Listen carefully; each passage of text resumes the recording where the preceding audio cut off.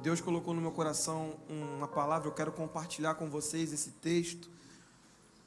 E me deu até um tema para essa mensagem, o maior de todos os milagres.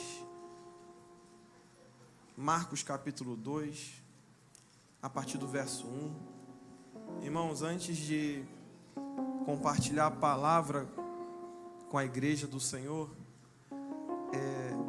quando eu estava estudando, pedindo a Deus em oração um direcionamento para o que eu deveria falar com a igreja dele, e Deus falou para mim assim: filho, será uma noite de remissão de pecados, eu preciso liberar perdão naquele lugar. Existem pessoas, Janaína, que estão carregando fardos, estão carregando culpas, porque querem, porque existe alguém que libera o perdão para as nossas almas. Uma coisa interessante que aconteceu, ao mesmo tempo interessante, ao mesmo tempo também lamentável, triste, baseado no que Deus falou comigo, a gente precisa refletir o dia de hoje. Muitas vezes a gente faz planos para amanhã, para o amanhã, não é isso? A gente nem sabe se vai estar vivo. Todos sabem que eu tenho uma loja cristã, e um presbítero amigo meu me ligou falando assim: João, amanhã você leva esse item aí que eu estou precisando muito, leva lá para mim na minha casa, você me liga, quando você me ligar vou passar a localização direitinho, que eu não estou em casa agora. Passou o dia, liguei para ele, no caso ele falou comigo na quinta, na sexta ou sábado, não lembro. Liguei, quando eu liguei, quem atendeu foi a esposa. E quando ele me ligou, ele estava vindo do trabalho, naturalmente, o Miquel conhece ele, o pastor Miquel conhece. Quando eu liguei para falar: poxa, já estou indo para levar a peça que ele pediu para levar, né, o produto. E a esposa dele disse assim: poxa, varão, meu marido acabou de morrer. E eu, na ligação, não entendi nada, porque ele falou comigo, Miquel, assim, um dia anterior, bem, estava saudável, não tinha problema nenhum da saúde. Ele falou: leva para mim amanhã. No outro dia ele não estava mais aqui. E a Bíblia diz que os homens fazem planos, mas a última palavra sai da boca do Senhor. Por que eu estou falando isso antes da ministração? É que a gente precisa pegar o hoje, irmãos, e viver o hoje com toda a intensidade, como se fosse o nosso último culto, sabe, irmãos? É a última oportunidade de você fazer tudo que você deve fazer para Jesus, sabe? Aquela sensação de: se eu não tiver o amanhã, será que o meu culto foi validado? Será que a minha entrega foi o suficiente para Ele, para o que Ele fez por mim naquela cruz? Irmãos, vamos lá. Marcos 2, versículo 1. Ainda está um pouco fechado o som, se puder abrir mais um pouco, está muito fechado o som. Marcos capítulo 2, versículo 1 diz assim: depois desses dias, Jesus entrou novamente em Cafarnaum, e logo viu-se que estava em casa.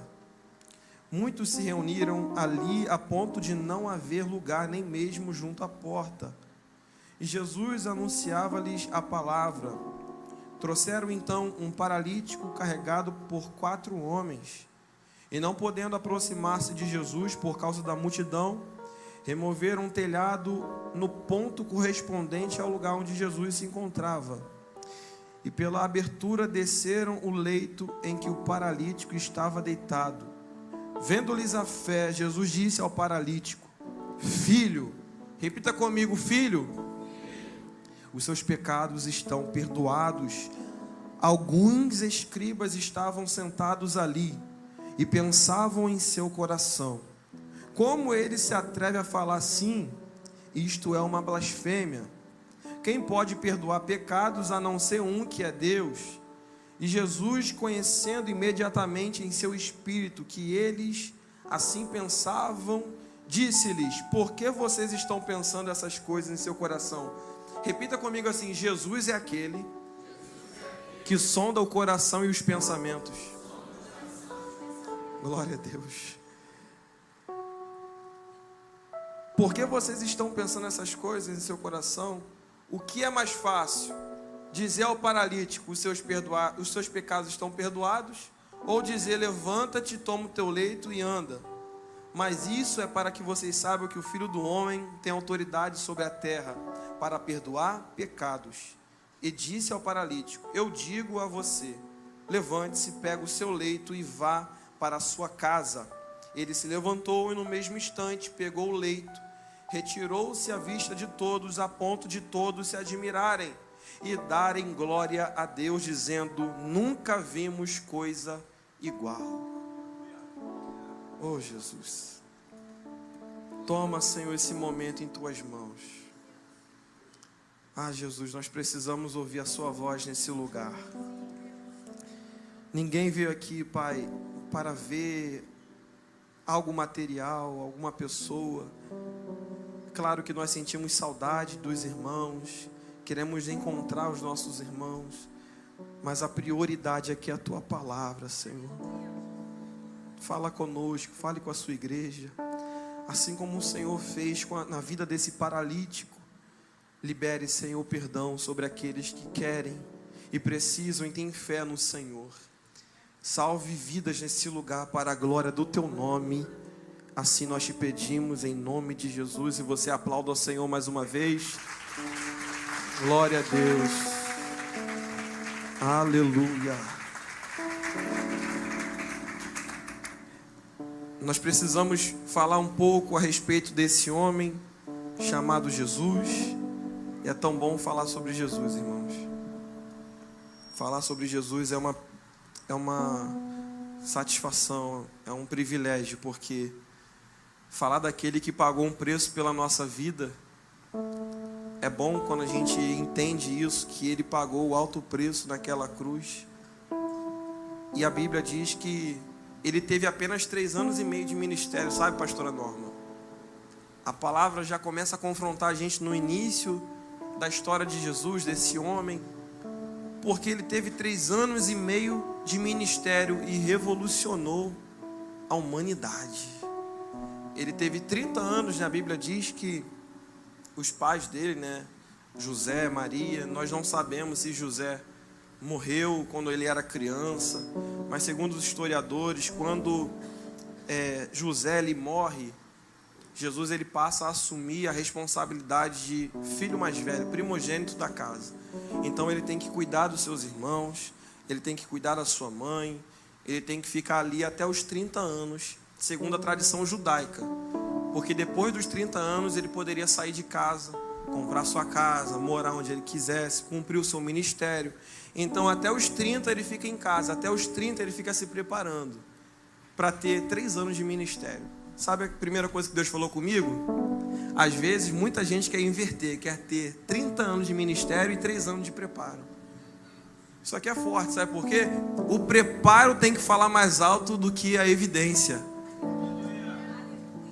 Não é isso? O nosso preparo tem que falar mais alto do que a nossa evidência. Se o tempo que a gente tem aqui na igreja com o Senhor é maior do que o nosso tempo com o Senhor na nossa casa, tem alguma coisa invertida. Porque o preparo tem que falar mais alto do que a evidência. Então Jesus, ele se prepara há 30 anos. 30 anos ali, 30 anos, e ele era Deus.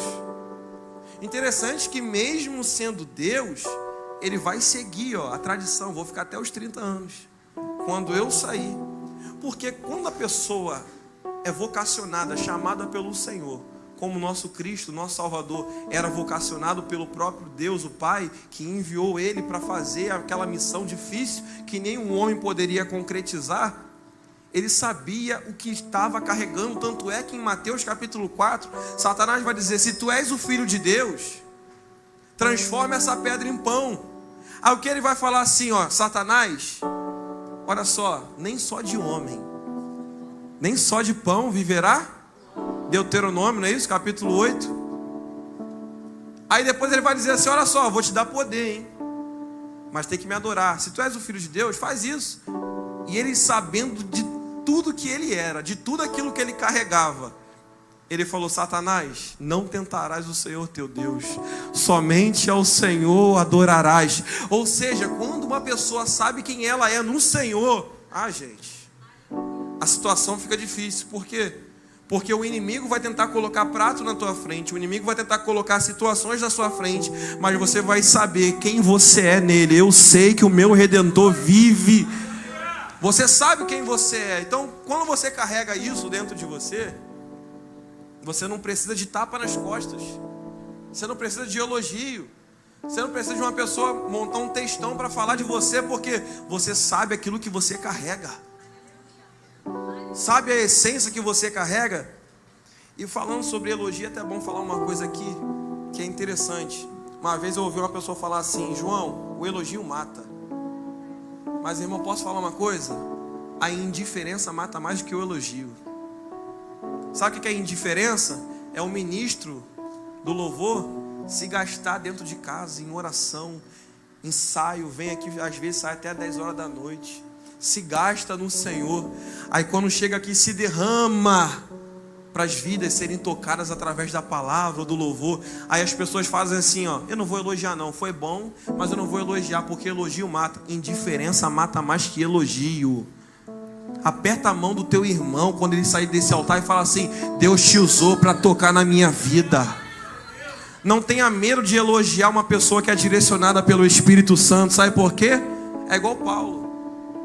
Aquele demônio entrou no corpo daquela menina e falou assim: esse é verdadeiramente servo de Deus, homem poderoso, que tem o Espírito Santo. Paulo estava tão tranquilo que ele só repreende o demônio e depois ele vai ser preso por causa daquilo. Mas uma coisa, eu falei: eu vou falar isso lá na igreja. Eu estava pensando sobre isso, falei: não, tem muita gente que não gosta de elogiar, mas a indiferença mata mais, irmãos. Tá vendo aquela coxinha da irmã? Elogia a coxinha da irmã. Tá vendo o irmão na portaria? Fala: você passa álcool na mão como ninguém. Já era para estar dando glória a Deus. Você passa por esses irmãos da mídia e fala assim: nossa, eu nunca vi uma equipe tão organizada quanto vocês. Sabe o que é isso, irmão? Elogio não mata. O que mata é indiferença. É você olhar e não valorizar aquilo que Deus está fazendo na vida do teu irmão. Isso aqui, irmão, serve para todos os lados da nossa vida. É relacionamento entre marido, mulher, amizade, trabalho.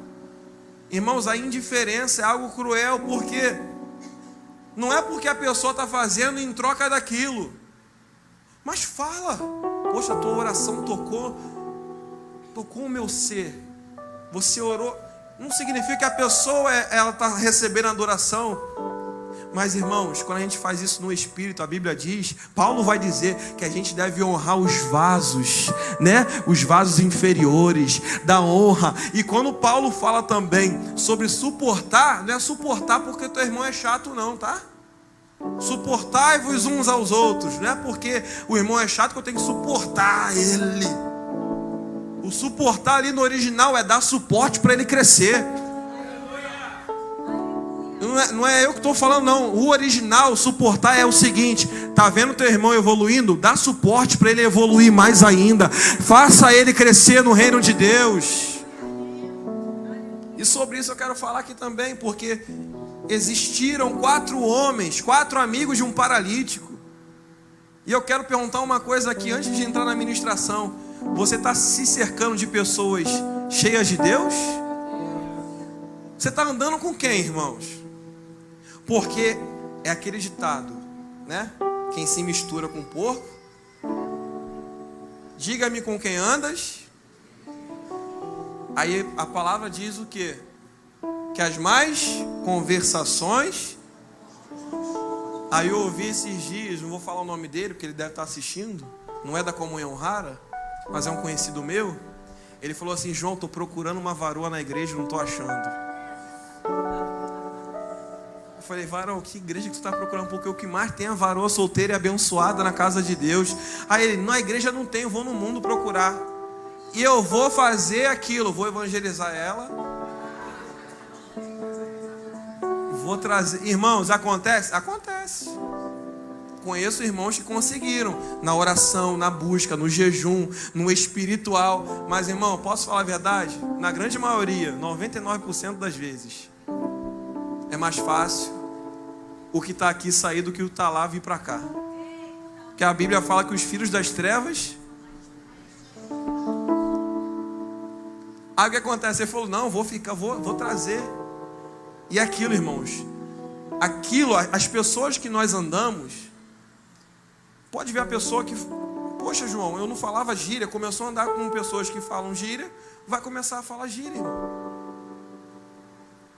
Nunca falou palavrão, mas lá no hall de amizade, no grupo do WhatsApp do trabalho, é só coisa errada. Irmão, daqui a pouco tu está fazendo coisa que você não fazia, porque aquelas pessoas, o círculo de amizade vai ditar quem você é.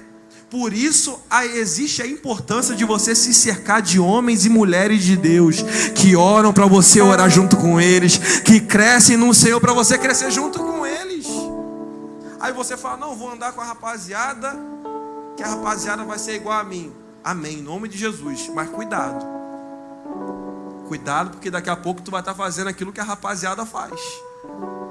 Ah, mas é só um grupo de amizade. Cuidado, irmão. Mas vamos lá. Jesus, ele tem esses 30 anos de preparo.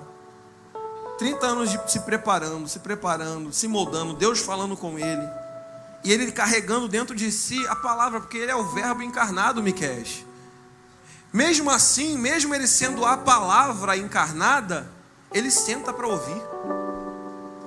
Mesmo ele tendo tudo que um ser humano busca ter, ele é a riqueza. A Bíblia fala em Eclesiastes que a sabedoria se assentava na classe do Senhor para aprender com ele, irmãos. Ele não tinha sabedoria, ele dava aula para sabedoria. Sabe o que é isso, irmão? A gente busca sabedoria. Salomão pediu sabedoria, mas a Bíblia diz que a sabedoria se assentava para aprender com aquele que vive e reina para todo sempre. Jesus é tudo dentro de um corpo, irmão. Olha só que coisa maravilhosa. João vai dizer que o verbo se fez carne e habitou entre os homens. Ele era a luz dos homens, e a luz habitou entre as trevas. Aí olha só o que acontece. Jesus, ele cresce, ele vai dar aula para doutores da lei, e aí ele vai se batizar com 30 anos, vai descer ao Rio Jordão. Todo mundo conhece a história, não é isso? João Batista vai lá, vai batizar aquele homem. Antes dele batizar, ele vai dizer, olha, não dá para eu te batizar. Por quê? Porque eu necessito ser batizado por ti. Aí ele fala assim, não, pode me batizar, porque a justiça precisa se cumprir. Só que ele vai dizer, mas o Senhor é que precisa crescer e eu diminuir. Como que eu vou fazer isso? Eu não sou digno nem de desatar as sandálias dos seus pés. Mas aí ele falou, vai, me batiza para você ver um mistério. Quando ele vai e batiza Jesus, a Bíblia diz que o céu se abre, o Espírito desce sobre aqueles homens, e a voz do Senhor vai sair do céu dizendo, este é o meu Filho amado, em quem eu tenho prazer. Ali Deus está mostrando para os homens quem é Jesus de verdade. E deixa eu perguntar uma coisa para a igreja. Precisa responder não. Quem é Jesus para você? Porque para alguns, pastor Miqueias, Jesus é um fazedor de milagre. Jesus é tipo uma moeda de troca. Eu te adoro e tu me dá. Eu te sirvo, mas você tem que fazer também por mim. O que é Jesus para a gente? Será que ele é tudo na nossa vida? Ele é o ar que nós respiramos? Ou a gente chuta o balde quando a gente não ganha oportunidade na igreja? Ou a gente abandona ele porque alguém fez biquinho para mim ou para você? Jesus, ou ele é tudo ou ele não é nada. E eu quero que você faça a pergunta para alguém aí, ó. Jesus é o que para você? Tudo ou nada? Ele precisa ser tudo em nossas vidas. Com 30 anos, Jesus, ele está pregando em Nazaré, ele entra na sinagoga. A Bíblia diz, irmãos, que quase mataram Jesus ali, ó, apedrejado. Porque ele prega, e quando ele prega, irmãos, ele vai falar que o Espírito do Senhor está sobre ele. Porque o Senhor ungiu para pregoar as boas novas aos cativos, né, dar liberdade aos cativos, tirar aqueles que estão em cativeiros espirituais e trazer as boas novas, salvação para aquelas vidas. E quando ele esboça isso, fala isso, A Bíblia diz que os homens expulsam ele de Nazaré, e existe um termo que fala, e deixando Nazaré, significa deixou para trás, como quem deixa algo do passado no passado. Eu quero abrir um parênteses para falar sobre isso aqui. Tem gente que não vai para frente enquanto o passado está com a porta aberta. Sabe aquele contato que já era para estar bloqueado há muito tempo? Tua vida não vai para frente enquanto você não deletar aqueles contatos do teu WhatsApp. Tua vida não vai para frente enquanto você continuar acessando pela madrugada aquele site. Deus está me usando para falar com pessoas aqui nessa noite. Eu preciso que você tenha um rumo no Senhor, mas antes de você ter um rumo comigo, deixa o passado no passado. É difícil, irmãos, porque a gente quer levar o passado para o futuro. A gente não quer abrir mão do nosso passado, daquilo que prende a gente de viver coisas novas no Senhor. E algo que me deixou triste, se você puder abrir a sua Bíblia, Isaías capítulo 9. Jesus, quando deixa Nazaré, ele tem um direcionamento do Espírito. Toda a sua vida foi direcionada pelo Espírito. Toda a sua vida, toda a sua trajetória foi direcionada pelo Pai. E ele vai para um determinado lugar, habitar naquele lugar, chamado Cafarnaum. E naquele lugar havia uma profecia, lá em Isaías 9, vamos ler todos juntos? Isaías capítulo 9. Se puder colocar aqui pra gente. Isaías 9 é um texto muito forte, que fala a respeito da cidade que Jesus iria habitar. Mas para a terra que estava aflita não continuará a escuridade. Deus dos primeiros tempos tornou desprezível a terra de Zebulon e a terra de Naftali. Mas nos últimos dias tornará glorioso o caminho do mar, além do Jordão, Galiléia dos gentios. Bota o versículo 2. O povo, vamos lá, igreja, 1, 2, 3. O povo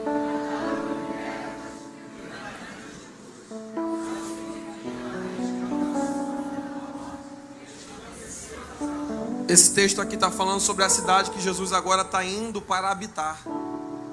Com 30 anos, eu não sei se ele, não vou inventar nada, a Bíblia não fala isso, mas a Bíblia diz que ele foi habitar em Cafarnaum. Não sei se deram uma casa para ele, não sei se ele comprou com algum dinheiro, não sei, irmãos. Ele foi habitar em Cafarnaum. E essa cidade, ela tem algumas separações, é como se fosse uma vila. E Naftali, Zebulon faz parte dessa cidadezinha, essa vila. Naftali e Zebulon. E a Bíblia diz que o povo que andava em trevas viu grande luz. E aos que viviam na região da sombra da morte, resplandeceu-lhes a luz. Só que aí existe outro texto, eu peço para vocês abrir também, Mateus capítulo 11, versículo 23. E esse texto me deixa triste, Miquel, porque eu fiz uma pergunta para o Senhor. Senhor, tem a possibilidade de alguém que foi iluminado pela sua luz ser lançado no inferno? E Deus me respondeu aqui. Mateus capítulo 11, versículo 23. Olha o que a Bíblia diz. Tu, Cafarnaum, elevar-te-ás porventura até o céu? Descerás até o inferno, porque se em Sodoma se tivessem operado os milagres que em ti se fizeram, teria ela permanecido até o dia de hoje. Irmão, você tem noção do que significa esse texto? Quem sabe da história de Sodoma e Gomorra aqui? Quem já ouviu falar de Sodoma e Gomorra? Não preciso nem perguntar o que os habitantes daquela cidade faziam. Só uma coisinha que eu vou falar para vocês terem noção.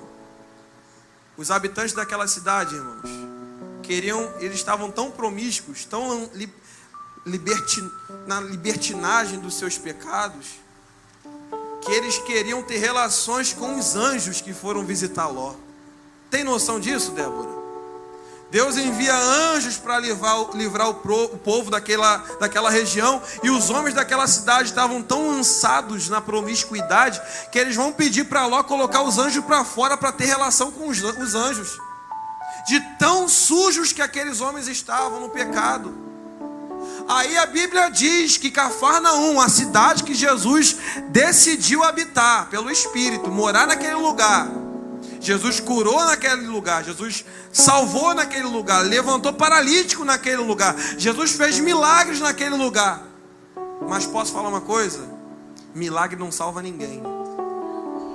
Você pode dar uma glória a Deus por isso? Milagre não salva ninguém. Aí Deus falou para mim assim: filho, prefira morrer com a tua enfermidade, mas a tua alma ser salva, do que a sua alma ser lançada no inferno e você ser muito bem financeiramente aqui na terra. Porque, irmão, não adianta. Agora eu vou começar a pregar.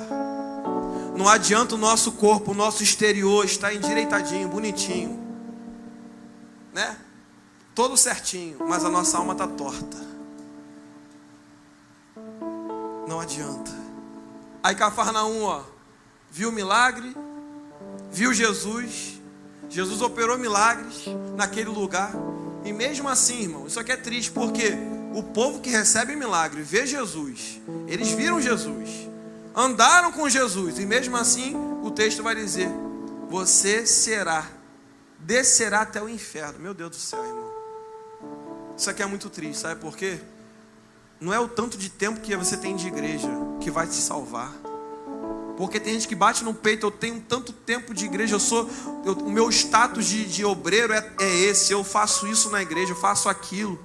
Mas, irmão, se no teu coração, no teu íntimo, você não crê de fato que Jesus é o Filho de Deus, e render a sua vida para Ele, porque as pessoas pensam que render a vida para Jesus é vir aqui, Miqueias, convite da graça, estou aqui, ó. Valeu, Jesus, meu nome agora está no livro da vida.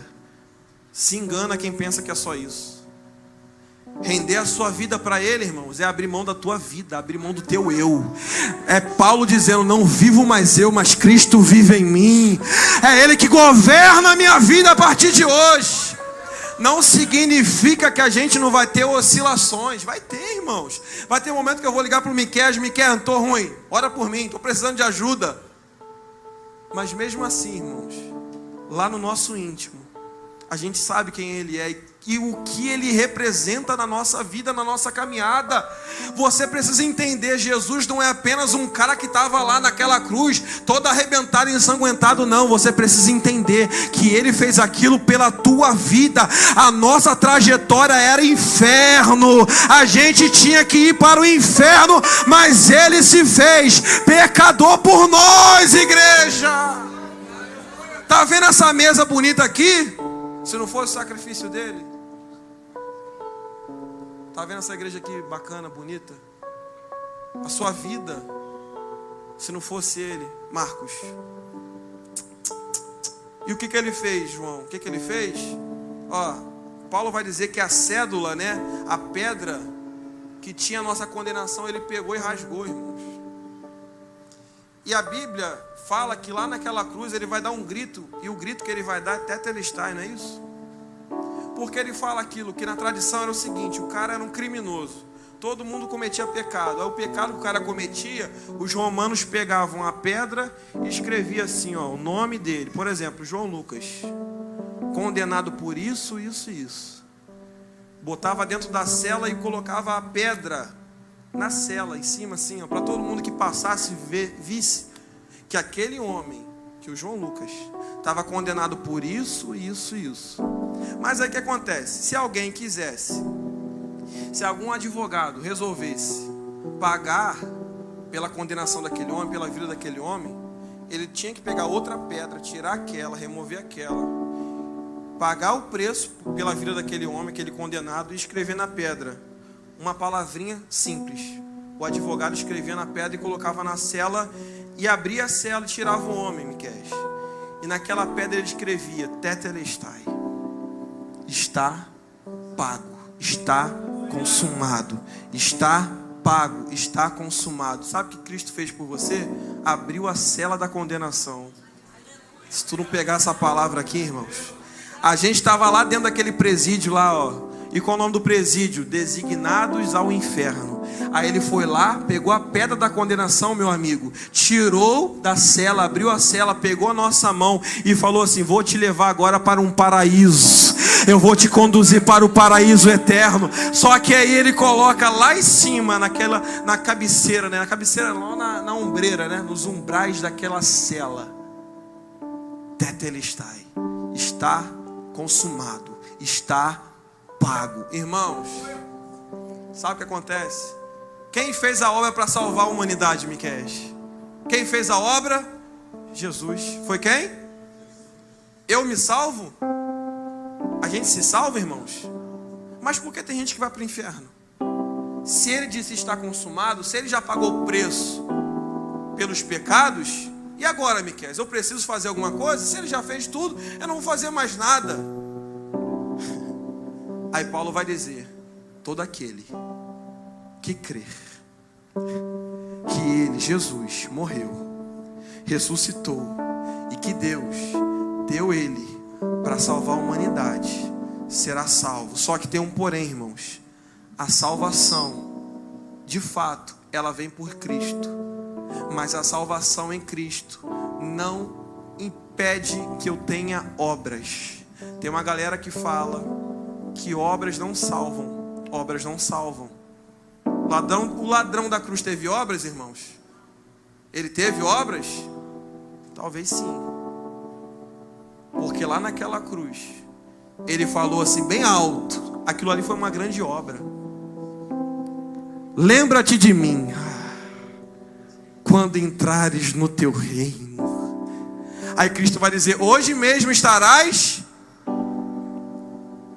Mas aí, irmãos, tu vai esperar a UTI para você se arrepender? Tu vai esperar a sala vermelha para você reconhecer quem Ele é na sua vida?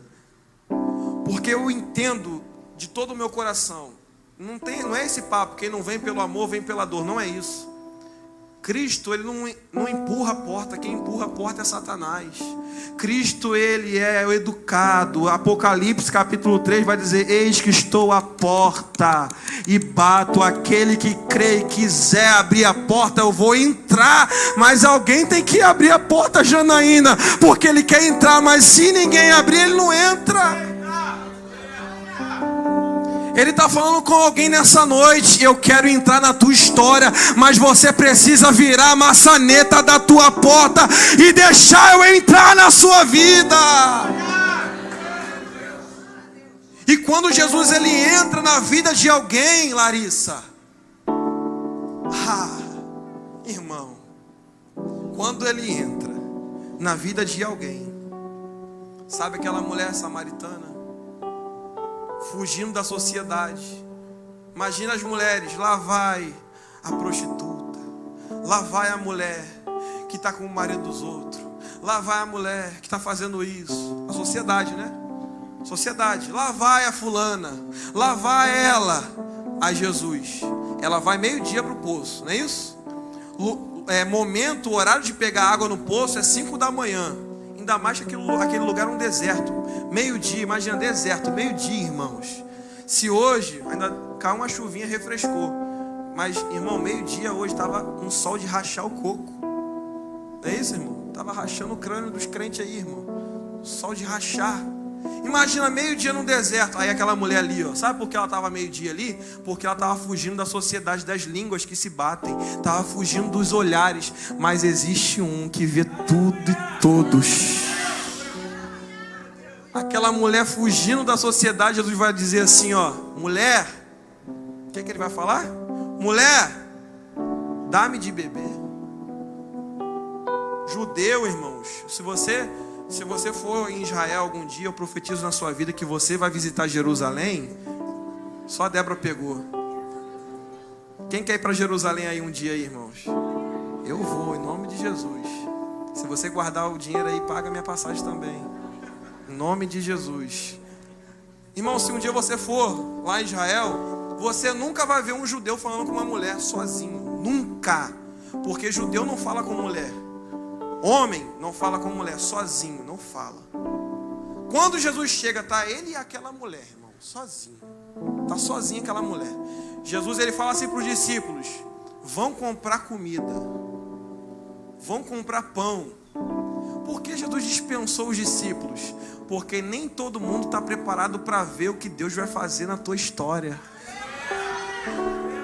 Porque imagina, irmão, imagina Jesus e Pedro, João, aqueles caras ali, tudo sanguinário, tudo estressado, olhando. Mestre, como assim? Está falando com a mulher? Meu Deus. Jesus está na carne. Porque homem judeu não fala com mulher sozinho. A mulher sozinha tinha que ter outras companhias com ela, familiares. Aí que Jesus fala: quem vai atrapalhar o processo, eu vou colocar para longe. Eita Jesus. Será que alguém pegou essa palavra aqui? Por isso que você vai ver pessoas que ficam, que você pensa: Senhor, por que fulano ficou e aquele amigão foi embora? Porque você não entende o processo de Deus. Aquele amigão talvez ia atrapalhar, e aquele problemáticozinho do teu lado, é ele que Jesus vai pegar e vai salvar. É ele. Aí Jesus vai lá, ó: mulher, dá-me de beber. Aí ela: como tu sendo judeu, olha só, pede a mim, que sou mulher samaritana, água para beber. Como que o Senhor está fazendo isso comigo? Aí ele vai dizer assim: mulher. Isso aqui, irmão, acho que é um dos versículos mais fortes, Miqueias. Mulher, se tu soubesse quem fala contigo. Vou repetir isso aqui. Mulher, se tu soubesse quem é que está pedindo água para você, você não iria me dar água, você iria pedir água para eu te dar, porque eu tenho uma água, mulher, que no dia que você beber da água que eu tenho, você nunca mais vai ter sede. Aí, irmãos, vou te falar, irmãos, a pessoa que não conhece Jesus de fato, Jesus tem toda a paciência do mundo, irmãos. Ninguém quer ficar perto da samaritana. Jesus, eu quero. Porque Jesus, irmão, olha só, Jesus não vai olhar se é de direita, se é de esquerda, se é de ideologia tal, ideologia A, B. Não, Jesus vai olhar e vai ver filho e filha. Filho e filha, aleluia. Ele não vai olhar para o exterior, não vai ver que está com a camisa do Brasil vermelha. Não, ele está olhando para isso. Ele está olhando para dentro do interior do ser humano, dizendo: você é meu filho, você é minha filha, e eu paguei o preço pela sua vida. Aleluia. Meu Deus. É a gente que fica, irmãos. Paulo vai dizer, eu não lembro agora a carta, mas ele vai dizer assim, não sei se é a Filemão, não vou lembrar agora. Ele vai dizer assim: cuidado com aqueles que ficam tentando adestrar quem tem que entrar na salvação, quem tem que ser salvo ou não. Irmãos, pior que tem uma galera que é assim: não, esse presta e esse não presta. Não, para Jesus, a irmã aqui presta, mas não, o irmãozinho aqui não presta para Jesus. Gente, Jesus, ele olhou para aquela mulher, todo mundo com pedra na mão, pega no ato de adultério. Irmãos, isso aqui não é margem para a pessoa viver da vida errada não, tá? Só estou dizendo que Jesus é aquele que conhece o teu interior. Ele sabe porque ele te comprou. Ele não está vendo você agora no teu presente, ele está vendo quem você será lá no futuro. Por isso ele está pregando, usando pessoas para você. Ele toda manhã está te dando fôlego de vida. Não é para você continuar na tua vida, é para você lembrar que ele pagou o preço pela sua vida. Aleluia. Aí aquela mulher, irmãos, vou voltar para o texto, mas aquela mulher, ela reconhece Jesus ali como filho de Deus. Aí aquela mulher que era maldita na sociedade, maldizente, né? As pessoas falavam mal daquela mulher. Ela vai ganhar a cidade toda para Jesus. Jesus ficou uma noite, Roger, naquela cidade, pregou a palavra e todo mundo creu. Aí, ó, Cafarnaum, Jesus ficou, morou ali, pregou, levantou paralítico, trouxe ali, ó, tirou Levi da mesa dos impostos, levantou pessoas, curou enfermos, curou o servo do centurião. E mesmo assim, o povo negou Jesus. Sabe por quê, irmãos? Milagre. Não sei se eu falo isso. Não vou falar onde é, mas tem igreja aí, irmãos, que o cara bota lá bem grande: aqui tem um pastor que é o raio-x de Deus. E a igreja fica assim, ó. É 3 telão na rua, porque o povo quer muito milagre. O povo quer visão, revelação, sinal. Eu quero ver ele revelar meu CPF, eu quero ver ele revelar a idade que eu tenho. Mas Jesus, ele não está preocupado com essas coisas. Jesus está preocupado com a tua alma, bonitão, bonitona. Jesus está preocupado com a tua alma, onde a tua alma vai habitar eternamente. lá, senão eu vou conseguir pregar ainda até a ceia, irmãos. O povo de Cafarnaum, o povo difícil, irmãos. Muitos milagres aconteceram naquele lugar, como nós lemos em Mateus capítulo 11, versículo 23. E o povo que foi iluminado pela luz, mesmo assim, pode ser lançado no inferno. Agora eu notei uma coisa aqui: cuidado para não querer apenas os benefícios da luz. Porque a luz é aquilo, irmãos. O texto diz que o povo que andava na sombra da morte passou agora a produzir sombra. Olha só a condição: eu estava numa sombra da morte. Agora quando a luz bate em mim, não tem mais sombra em mim. É eu que estou jogando sombra para alguém. Então esse povo que estava na sombra da morte agora está sendo iluminado pelo Senhor. Mesmo assim está dizendo: Senhor, eu quero só aquilo que o Senhor pode me dar. Eu não, é igual aquilo, eu já ouvi de uma irmãzinha lá da minha antiga congregação da Assembleia de Deus, uma saudosa irmã. Ela falou assim: não queira apenas a bênção. Tem muita gente que quer a bênção daquele que pode dar, mas não quer o abençoador. Tem muita gente que quer as mãos de Jesus. Senhor, eu quero as suas mãos estendidas sobre a minha vida. Mas quando Jesus aperta um pouquinho, ele fala: ah, Jesus, aqui não. Quando Jesus aperta um pouquinho a torneira ali da área financeira, a gente: ah, Jesus, não toca aqui não. Não toca nessa área não, porque essa área me incomoda. Jesus está mandando dizer para alguém aqui, ó: eu estou incomodando um pouquinho, sabe, essa área da tua vida, para ver se você entra no eixo, para ver se você entra no prumo, como o pastor Miqueias pregou aqui, para ver se você entra no estreito, porque a porta é estreita, o caminho é estreito, mas a gente vai morar lá com Ele, a gente vai morar no céu com Ele, eu creio. Aí, irmãos, vamos lá. Marcos capítulo 2, Jesus está lá em Cafarnaum. Jesus decide ir para uma casa, talvez foi a casa dele ou a casa de Pedro. Só que quando ele entra, a Bíblia fala que a multidão chega naquela casa e a casa fica abarrotada. Repita comigo: casa cheia nem sempre é sinal de progresso. Por que, Miqueias?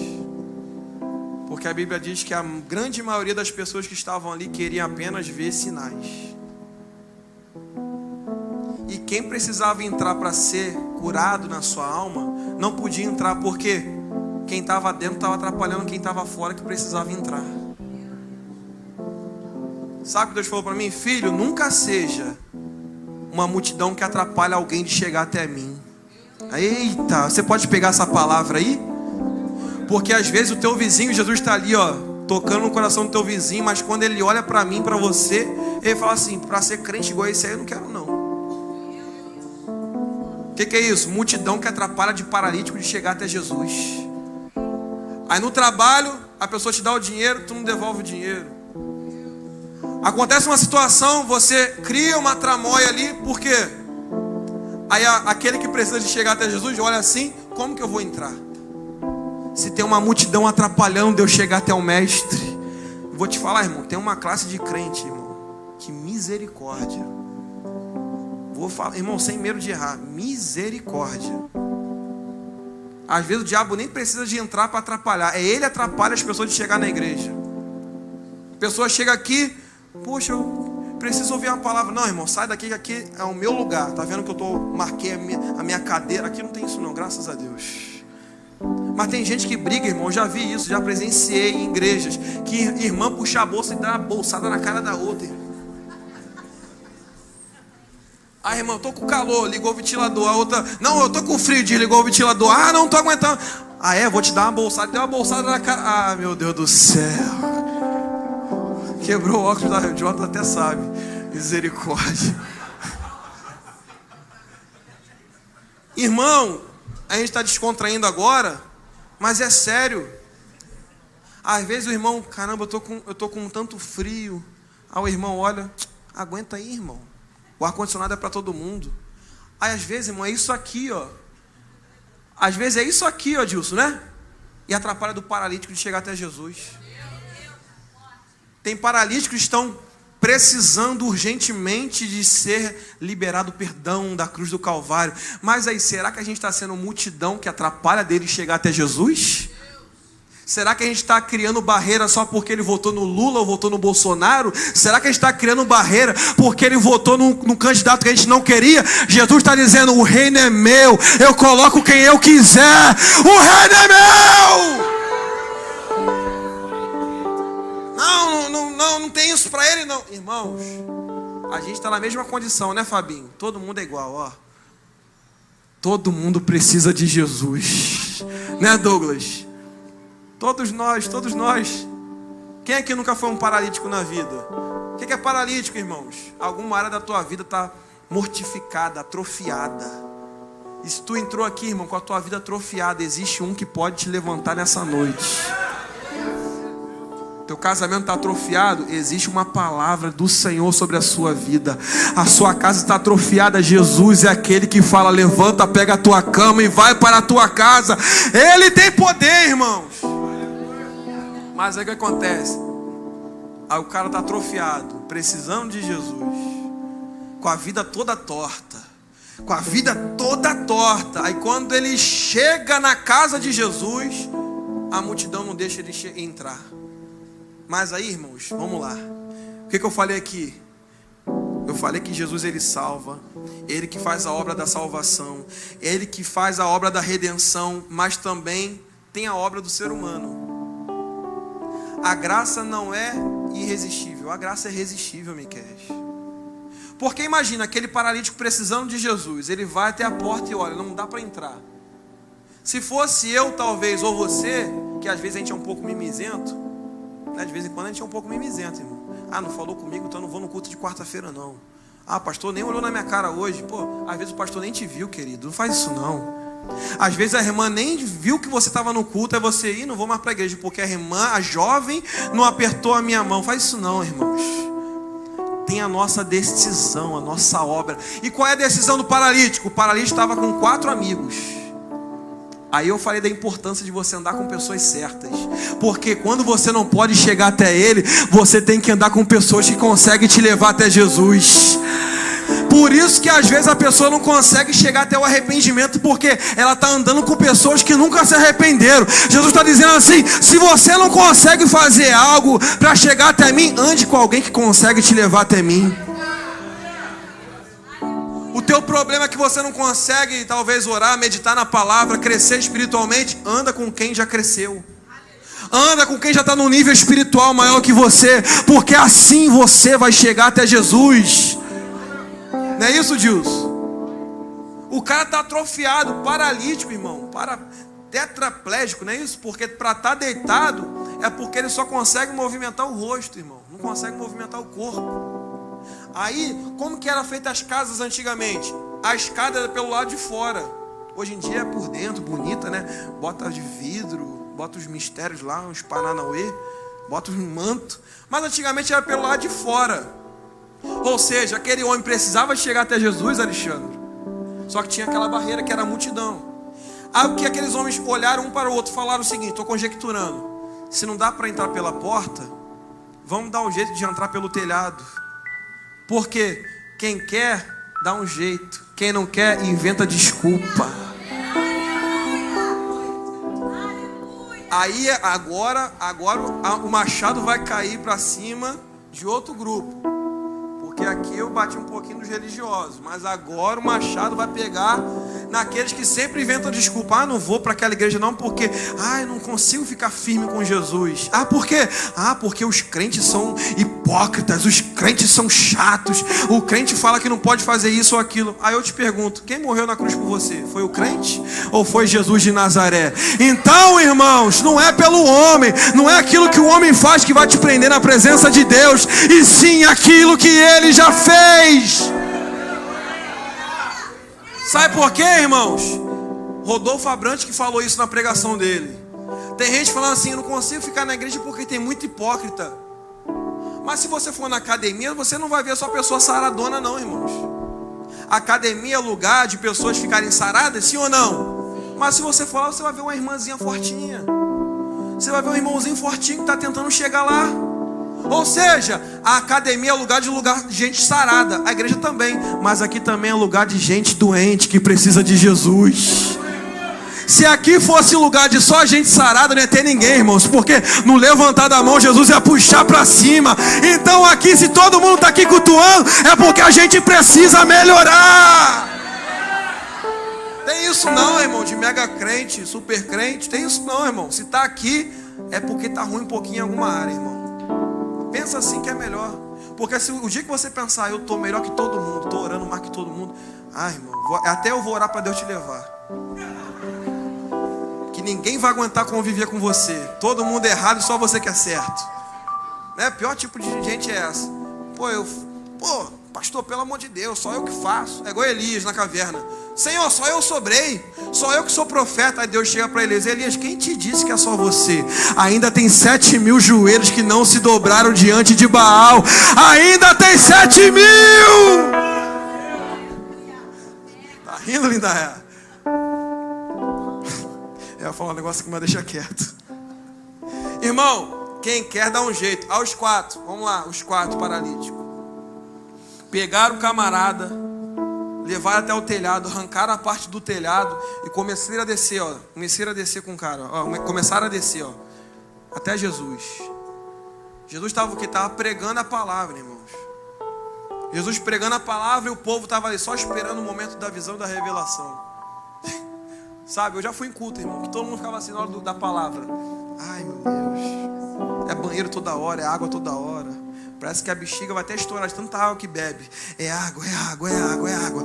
Meu Deus do céu, é banheiro que não acaba. Tem que comprar mais papel higiênico porque toda hora está no banheiro. Meu Deus do céu. É telefone toda hora que chega. O dia todo sem mensagem nenhuma do WhatsApp. Mas quando tu chega na igreja, parece que o Brasil inteiro te manda mensagem no WhatsApp e tu não consegue largar o celular.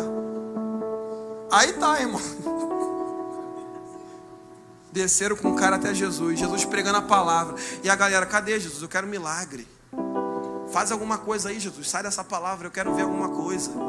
E Jesus preocupado com a palavra.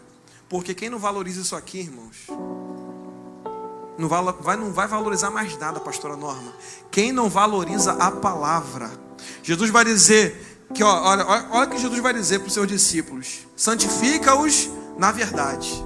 A tua palavra é a verdade. Conhecereis a verdade e a verdade é a palavra, irmão. Se não for a palavra, irmãos. Mas eu gosto só de louvor. Louvor não liberta ninguém não, irmãos. Louvor é maravilhoso, mas a Bíblia diz que o que liberta é... Tem gente que no louvor pula, dá cambalhota, mas quando chega na palavra, eu não gosto de palavra. Parece que o culto acaba para ele. Quando é o momento do ofertório, então piorou. Parece que o Espírito Santo sai dele. Porque ele começa a ver Flamengo, quanto que foi o jogo do Botafogo, do Fluminense. Irmãos, é culto, é palavra de Deus. É momento da gente se conectar o nosso espírito com o espírito dele. E ele quer falar com a gente. Aí o que acontece? A gente perde os códigos que Deus manda. Porque tem momentos que você perde um minutinho do culto. Aí você vê o irmão chorando, pulando. E tu, o que está acontecendo? Eu perdi o culto? Não, você não está ligado. Palavras remas sendo liberadas do altar. Aí você quer olhar no celular e perde o que Deus liberou para você aqui desse altar. Deus está dizendo para alguém: pega tudo que está saindo aqui, ó. Vai pegando tudo para a sua vida. Vai pegando tudo. Aí Jesus, ele vai olhar, ver a fé daqueles homens. Vendo-lhes a fé. Aí eu te pergunto: levaram o paralítico ali para quê? Para ele receber o milagre, né? A cura. Não é isso, Jefinho? Jesus, irmão, Jesus é muito engraçado, irmão. Deixa eu falar, Jesus, ele é tremendo, mas ele é muito engraçado, Miquel. Por quê? A intuição daqueles homens é: vamos levar ele até Jesus. O cara é tetraplégico, paralítico. Jesus vai dar um toque no cara, o cara vai levantar. Vai dar o passe gospel, igual o pastor Ivani fala. Vai dar o passe gospel, o cara vai levantar. Aí Jesus olha e diz assim: filho. Se tu não pegar isso aqui, Jesus está pregando a palavra. E quando o paralítico chega de frente para ele, ele olha e fala assim: filho. Sabe, varão? Ô amigão, aí atrás aí, Geraldo, chama ele aí, ó. Chama esse aí, esse moço está na tua frente aqui, ó. Vem para cá, isso, vai andando, vai andando, vai andando. Cutuca ele aí. Fala para ele olhar para cá para mim. Olha para mim. Olha para mim aqui você, isso mesmo. Jesus falou assim, ó: filho, perdoados estão os seus pecados. Abraça ele, Geraldo, abraça ele, porque o Senhor direcionou eu para fazer isso, a minha vida, para você dar um abraço nele e liberar essa palavra sobre ele. Perdoados estão os seus pecados. Você é filho de Deus. Filho, perdoados estão os seus pecados. Aí, irmão, vai começar a galera, os escribas e fariseus. Porque a galera dos escribas e fariseus é aquela galera que não fala nada. Mas Elias, aqui dentro está falando muito. Porque às vezes o silêncio fala mais do que o glória a Deus. E como assim, João? Eu não estou falando do silêncio pro lado bom, não. Estou falando do silêncio pro lado ruim. Porque às vezes o cara está aqui, ó, não dá glória na mensagem do pastor Miqueias. Mas por dentro, se eu tivesse no altar seria melhor. Se eu tivesse cantando hoje, o negócio ia ser diferente. Aí estão fazendo isso de frente para aquele cara que conhece o coração. Jesus fazendo aquilo, ó: filho, perdoados estão os seus pecados. E ele olha para os fariseus: por que vocês estão pensando assim? Irmãos, Jesus é tremendo, irmãos. Nada foge da visão de Jesus, porque por isso a palavra diz que os olhos dele, Benjamim, são como chamas. Nada fica oculto aos olhos do Senhor. Por isso você chega aqui, ó: Senhor, eu estou precisando de Ti. Eu queria lá no altar, eu preciso me reconciliar. Ele está olhando você, o teu coração está contemplando tudo. E está dizendo, assim como eu falei para a vida desse rapaz aí, ó: filho, perdoados estão os seus pecados. Jesus sabe. Vou falar isso aqui, Jesus, me guarda. Jesus sabe quem precisa e quem não precisa. Sabe? Jesus sabe quem está aqui de falsidade e de verdade. Porque é uma frase aí, eu não lembro quem é o autor: é melhor ter um Pedro explosivo do que um Judas que fica quietinho. O Judas, ele fica quietinho assim, ó, mas ele fica pensando assim: mas se acontecer isso no ministério como Comunhão Rara, eu vou rodar baiano, eu vou fazer isso e acontecer aquilo. Pedro não, Pedro é aquele cara que fala: Douglas, eu não gosto de você, eu tô com raiva de você, mas no final tá te beijando, te abraçando. Sabe por quê? Porque ele é sincero. Ele é sincero. A gente fica assim, ó. E por dentro, irmão, Satanás. Irmão. Tem gente que tá aqui, ó: pastor Evani, mas tá doidinho. Misericórdia, há poder no nome de Jesus. Tem silêncio, irmão, que é pior do que uma palavra liberada. Sabe, igual o pastor Vano falou: se é para confrontar, confronta. João, não gostei disso não. Tu fez isso aqui comigo, tu brincou comigo nisso aqui, não gostei. Tu falou que o meu Flamengo é ruim, tu falou isso de mim, não gostei. Melhor esse que fala no tete a tete do que aquele que fica no WhatsApp. Tu viu o que o João fez comigo? O João fez aquilo comigo, eu não gostei. Eu vou falar com o pastor Evaninho para ele fazer isso com ele, para ele fazer aquilo. Jesus está dizendo: eu quero que você seja um ramo frutífero e seja sincero, seja aberto, não fique travado, não deixa a essência da erva daninha entrar dentro de você. Seja um ramo frutífero, aleluia. Aí os caras estão assim, ó: Miqueias, o culto rolando, salvação pegando de um lado, pegando do outro. Os caras assim, Miqueias. E Jesus: estou conhecendo o pensamento de vocês. Vocês pensam que vocês me enganam? Jesus vai dizer: o que é mais fácil? Irmão, Jesus, eu não vou falar isso aqui para vocês entenderem. Jesus não iria curar aquele cara. Esse texto aqui, Benjamim, ia finalizar aqui: perdoados estão os seus pecados. E acabou. Jesus falou assim, ó: perdoados estão os seus pecados, ponto, acabou. O cara ia entrar para a história, foi perdoado. Só que aí, pelos fariseus ficarem assim, remoendo: não, esse cara aí não pode perdoar pecado não. Quem é esse cara para fazer isso? Por causa deles. Aí ele vai perguntar: vocês não creem que o Filho de Deus pode perdoar pecados? Não é isso? Não. Ele vai dizer assim, ó: se eu disser para ele: pega a tua cama, vai para a tua casa. Ou se eu disser: perdoados estão os seus pecados. Qual é o mais difícil e qual é o mais fácil? Qual é o mais fácil? Falar para o cara, perdoados são os seus pecados, da boca para fora. É o mais fácil do que dizer levanta e anda, porque pegar um paralítico, irmãos, eu na minha vida toda de cristão, presencialmente, eu nunca vi um paralítico levantar. Eu já vi em vídeo, no YouTube, pregações, já vi. Mas presencialmente eu ainda não vi, Miquel. Não sei se alguém teve a graça de ver. Alguns irmãos aqui antigos com certeza viram. Mas ultimamente está muito raro de ver isso acontecendo. É muito difícil você ver um paralítico entrar aqui, tá, um cego começar a enxergar, um mudo falar. É muito raro, é difícil. Jesus mudou a igreja? Ele continua o mesmo? Continua o mesmo. Mas olha só o que ele vai dizer. Qual é o mais fácil? Aí eles não falaram nada. Aí, olha a resposta dele, de Benjamim. Mas para que vocês saibam que o Filho de Deus tem poder para perdoar pecado. Ele não está falando que tem poder para curar. Ele vai dizer tem poder para perdoar pecado. Eu digo a você. Aí pegou na mão do paralítico.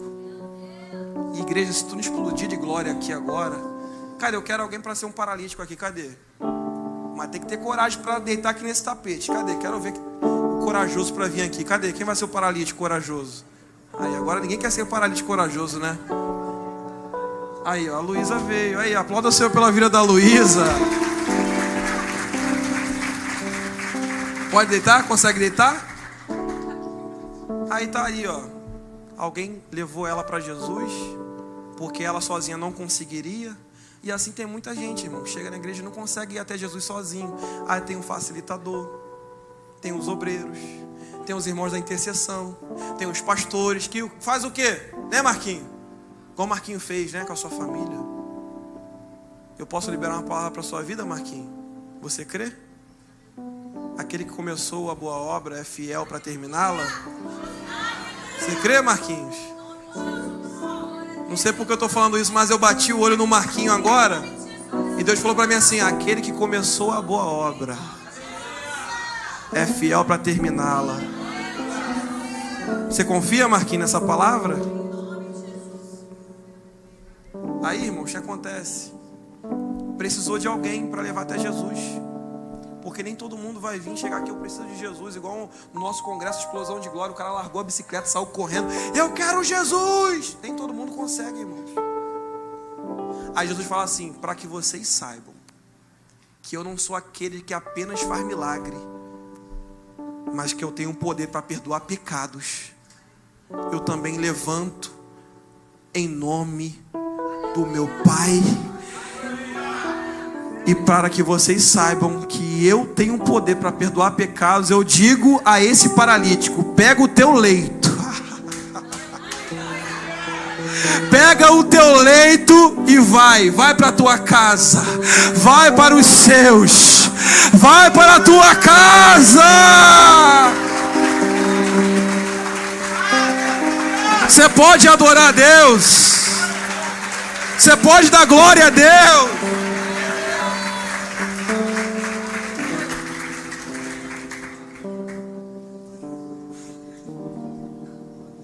Perdoados estão os seus pecados. Eu te convido, irmão, nesse momento, a se colocar sobre os seus pés.